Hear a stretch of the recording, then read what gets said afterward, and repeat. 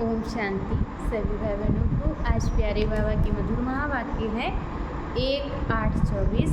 दाता मुरली ओम शांति बाप दादा मधुबन।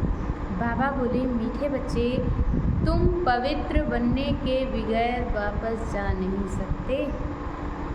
तुम पवित्र बनने के बगैर वापस जा नहीं सकते।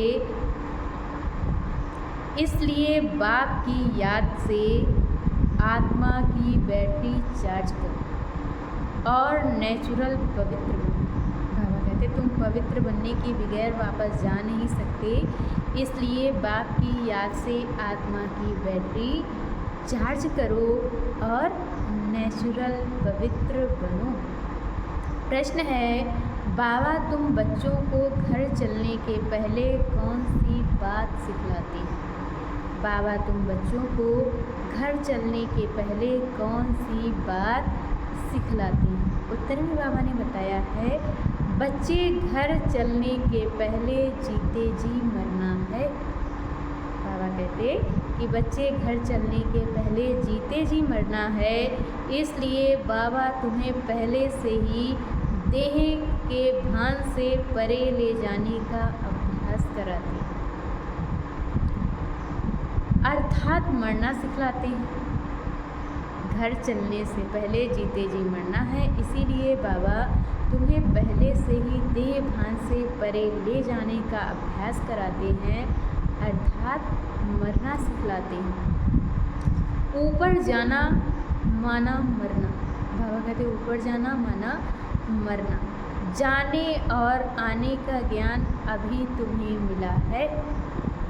जाने और आने का ज्ञान अभी तुम्हें मिला है। तुम जानते हो हम आत्मा ऊपर से आई, इस शरीर द्वारा पार्ट हो जाने। हम आत्मा ऊपर से आई हैं, इस शरीर द्वारा पार्ट हो जाने। हम असुल वहाँ के रहने वाले हैं और अभी वहाँ ही वापस जाना है। ओम शांति। अपने को आत्मा समझ बाप को याद करने में कोई तकलीफ नहीं है। बाबा कहते अपने आप को आत्मा समझकर बाप को याद करने में कोई तकलीफ नहीं है। गुटखा नहीं खाना है, इसको कहा जाता है सहज याद। बाबा कहते गुटखा नहीं खाना है, इसको कहा जाता है सहज याद। पहले पहले अपने को आत्मा ही समझना है। बाबा कहते पहले पहले अपने को आत्मा ही समझना है। आत्मा ही शरीर धारण कर पार्ट हो जाती है। संस्कार भी सब आत्मा में ही रहते हैं। संस्कार भी सब आत्मा में ही रहते हैं। आत्मा तो इंडिपेंडेंट है। बाबा कहते संस्कार भी सब आत्मा में ही रहते हैं और आत्मा तो इंडिपेंडेंट है। बाप कहते हैं अपने को आत्मा समझ मुझ बाप को याद करो। ये नॉलेज अभी ही तुमको मिलती है। ये नॉलेज अभी तुमको मिलती है, फिर नहीं मिलेगी। तुम्हारा ये शांत में बैठना दुनिया नहीं जानती। बाबा कहते तुम्हारा ये शांत में बैठना दुनिया नहीं जानती। इसको कहा जाता है नेचुरल शांति। हम आत्मा ऊपर से आई हैं, इस शरीर द्वारा पार्ट हो जाना। हम आत्माएं ऊपर से आई हैं, इस शरीर के द्वारा पार्ट बजाने। हम आत्मा असुल वहाँ के रहने वाले हैं। ये बुद्धि में ज्ञान है। अभी बाकी इसमें हड्डियों की कोई बात नहीं। बाबा कहते ये बुद्धि में ज्ञान है, बाकी इसमें हड्डियों आदि की कोई बात नहीं। बिल्कुल सहज है। अभी हम आत्माओं को घर जाना है। बिल्कुल सहज है और अभी हम आत्माओं को घर जाना है, परंतु पवित्र बनने बगैर जा नहीं सकते। बाबा कहते अभी हम आत्माओं को घर जाना है, परंतु पवित्र बनने बगैर घर जा नहीं सकते। पवित्र होने के लिए परमात्मा बाप को याद करना है। याद करते करते पाप मिट जाएंगे। बाबा कहते याद करते करते पाप मिट जाएंगे। तकलीफ़ की तो कोई बात ही नहीं। तुम पैदल करने जाते हो तो बाप की याद में रहो। बाबा कहते कि तुम पैदल करने जाते हो तो बाप की याद में रहो। अभी ही याद से पवित्र बन सकते हो। वहाँ बातों है पवित्र दुनिया, वहाँ उस पावन दुनिया में इस ज्ञान की कोई दरकार नहीं रहती। बाबा कहते बातों वहाँ है पावन दुनिया और उस पावन दुनिया में याद की कोई दरकार नहीं रहती, क्योंकि वहाँ कोई विकर्म होता नहीं। यहाँ याद से विकर्म विनाश करना, वहाँ कोई विकर्म होता नहीं और यहाँ याद से विकर्म विनाश करनी है। वहाँ तो तुम नेचुरल चलते हो जैसे यहाँ चलते हो। बाबा कहते वहाँ तुम नेचुरल चलते हो जैसे यहाँ चलते हो, फिर थोड़ा थोड़ा नीचे उतरते हो। ऐसे नहीं कि वहाँ भी तुमको ये प्रैक्टिस करना है। बाबा कहते हैं ऐसे नहीं कि वहाँ भी तुमको प्रैक्टिस करना है, प्रैक्टिस अभी ही करनी है। अच्छा, मीठे मीठे सिकी लदे बच्चों प्रति माता पिता बाप दादा का याद प्यार और गुड मॉर्निंग। रूहानी बाप की रूहानी बच्चों को नमस्ते।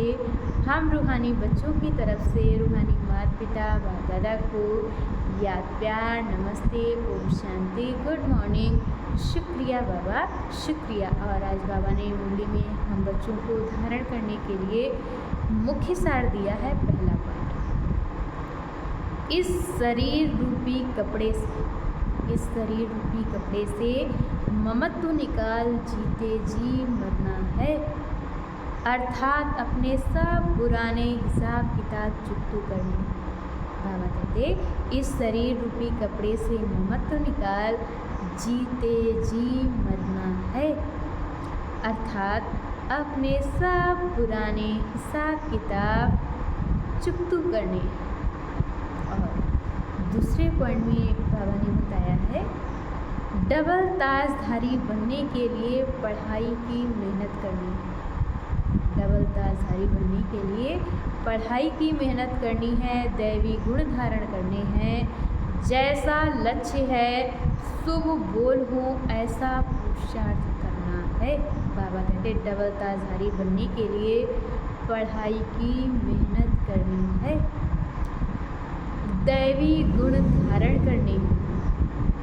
जैसा लक्ष्य है, बाबा कहते जैसा लक्ष्य है शुभ बोल है ऐसा पुरुषार्थ करना है। और आज बाबा ने हम बच्चों को वरदान दिया है, अकल्याण के संकल्प को समाप्त कर अब कार्यों पर उपकार करने वाले ज्ञानी तू आत्मा भव।